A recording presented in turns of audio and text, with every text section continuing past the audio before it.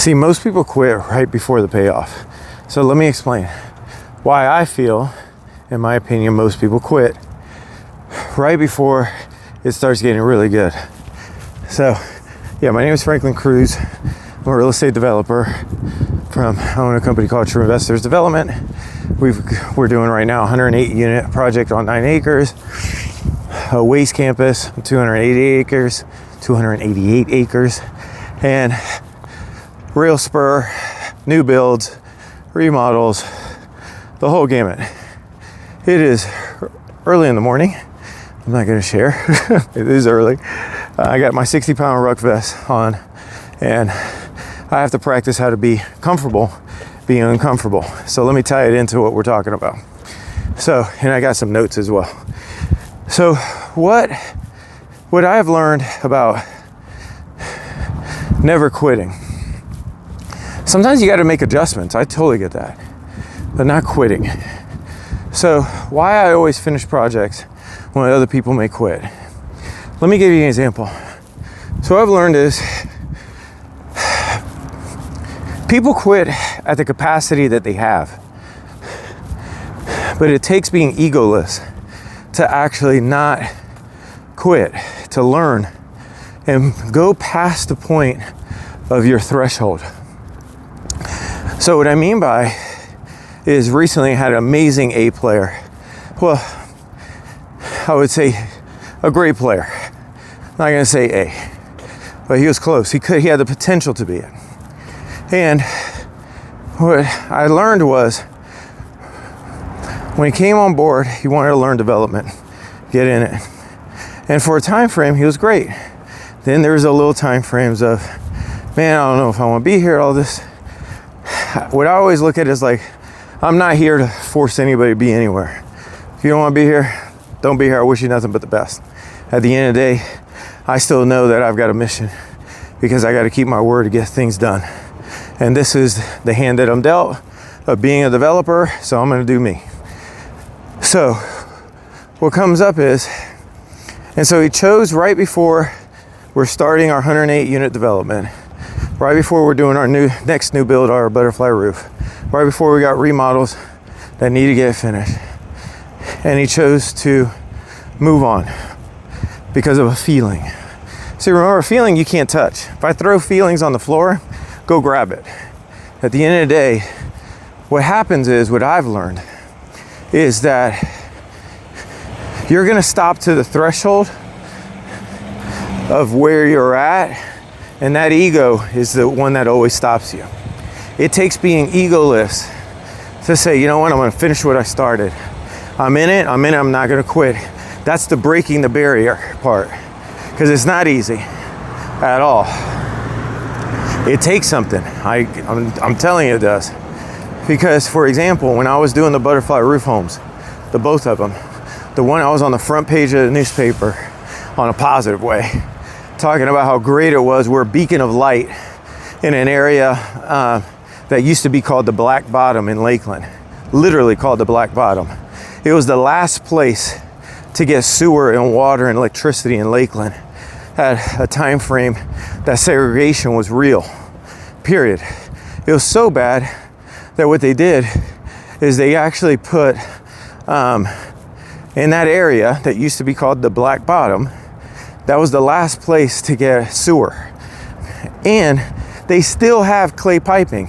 How I know that is that area, when we tied in the wastewater connection pipe, it blew up.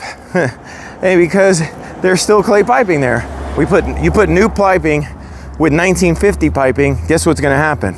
It in-caved the entire street. Anyway, long story short, what I got out of it was saying, okay, I gotta finish this. We're getting over budget. There's a lot that I had to learn, and there's nothing I could do about it. I have a choice. I could quit and go into foreclosure with all these people that I owe money to, or I could communicate what's going on. I could do what I got to do and finish the project. I chose to finish it. Each project cost me $488,000 each. I had to come up with that out of my own pocket. We sold those properties for $285,000 and $275,000 each. So that was a lesson of over $488,000 total. That was a steep lesson. I had to come to closing with $55,000. That's when we were selling the property. So, and I got some notes here. I just want to make sure I'm not missing anything. So, what I learned was there was no ego for me, because I wanted to get this done, because I knew I could learn. And I was taking notes every single day, taking like, what can I do better? And now this time around, we got a budget that we're moving forward, and we're at already, we know we could potentially get this project done with all the contracts in place. Now we have contracts in place. No hourly, no nothing. Every single micro detail. We're getting all of our impact fees decreased right now. We're getting a sidewalk waiver as well. All this stuff, our goal is to keep everything with impact fees below $200,000 and still have a sales price at $285,000. But I learned a lot, and so what came up was, okay, that was my growth. If I would have stopped, I would have kept on playing repeat most of my life, because I would have never said, okay, how do I move forward? Period. And so what I got was, and it's cold outside, that's why I got this hoodie. So what I got was, I've got to move forward no matter what. So if you don't, you're never going to increase. So now I went from, my first new build was a Habitat for Humanity house. And then out of nowhere, now we're doing 3 houses. My first major project that I did 5 years ago, 5 years ago, was I took one house on 9 acres, converted it to 41 houses, sold it at KB Homes for $1.25 million. And then they named the street after me, Cruise Court. You can look it up, 7187 Cruise Court, Lakeland, Florida. Super cool, super humbling. Now we're working on a site right now. This is heavy, 60 pounds. Now we're working on a site that is 108 units on 9 acres. Can't make this stuff up. Okay. Exactly 5 years ago as well, today, I was working on a site assemblage. Basically means I had 22 acres, and I converted 22 acres to 63 acres. And I got bought out by one of my partners, because right before we had a contract with Johnson Development Group for $5.4 million that I was able to negotiate with that site. And then my partner right before bought me out for the biggest payday I've ever seen in my life. So now we're working on assemblage, 130 acre site that I got the assemblage for 288 acres with CSX rail of a huge major rail spur. Okay, 5 years later. So I was committed, not attached. Because what happens is you're gonna only rise, what I'm learning in real time, you're only gonna rise to the threshold that you can take. If you could only take that and then you stop, I never get uncomfortable, it won't work. If I wasn't gonna be uncomfortable, and sometimes, because I put all my money on my projects, I had to for real meal prep for a month in advance. I didn't do that to show off. I did that because I didn't want to run out of food. For real. I'm not kidding. Because I put everything I had in projects, and then I learned some hard lessons. That's it. I'm not complaining about it. That's what's so. That's what's so. So what I got was, I want to make sure I don't miss anything on my notes. What I got was development. You either have a choice, because development is not just real estate, it's you, development, right? So if you're true to yourself, you got to ask yourself, how do I get better? Period. How do I improve? And because you're going to only stop at the threshold that your ego stops you. If every single time you stop right at the opportunity level, right when you're at the finish line, the only catch is you have to be committed to finishing, not attached how and when you say it's going to actually finish. Because it's never about feelings. Feelings are made up. Look, you could have ate something wrong and you feel a certain way. It's about, what are you committed to? Are you committed to being a developer?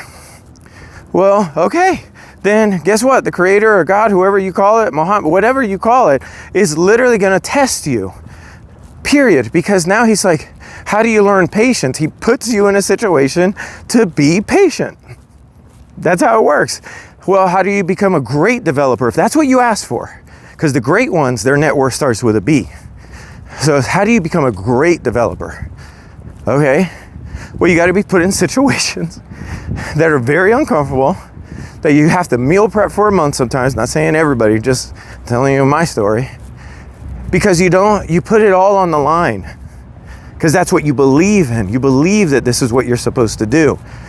So then if you're doing something, you finish it.